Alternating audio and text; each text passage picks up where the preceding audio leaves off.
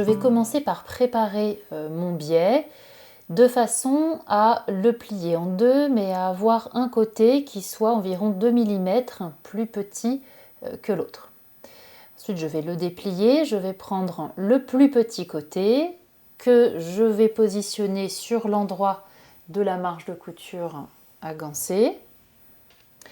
Et là, je vais l'épingler, alors en principe bord à bord. Ici, moi, je vais légèrement laisser dépasser le biais de la marge de couture puisque je vais ensuite piquer dans le repli. Et là, comme j'ai un zip, il ne faut pas que le repli arrive sur le zip, ça va me gêner. Donc là, je commence à positionner une première épingle. Je n'ai pas besoin de l'épingler sur toute la longueur. Je vais le laisser aller au fil de la couture et là, à l'aide d'un pied unilatéral, je vais piquer mon biais, donc autant que possible bord à bord, en piquant dans le premier repli. Alors petite alerte, au moment de réaliser votre première couture, attention à ne surtout pas étirer le biais et même au contraire, quitte à le pousser comme ça vers l'aiguille avant de le piquer. Et donc voilà la première couture de mon biais qui a été faite. Maintenant je vais pouvoir replier, retrouver en fait les plis déjà marqués sur le biais et je vais renfermer la marge de couture qui est là. Donc je le plie par-dessus et naturellement il vient englober cette marge de couture. Donc si besoin, je peux m'aider du fer à repasser pour bien positionner l'ensemble.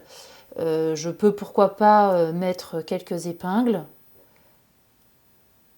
que je retirerai au moment de le surpiquer, puisque maintenant je vais terminer de l'assembler en piquant ici à 2 mm de son bord, de façon à prendre l'autre côté et renfermer donc parfaitement la marge de couture à l'intérieur.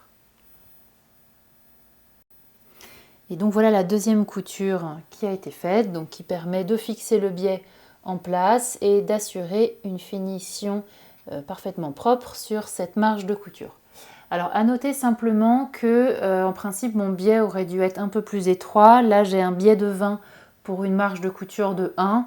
Il aurait été préférable de prendre un biais de 18. Ça m'aurait permis de le mettre un peu plus bord à bord sur la marge de couture.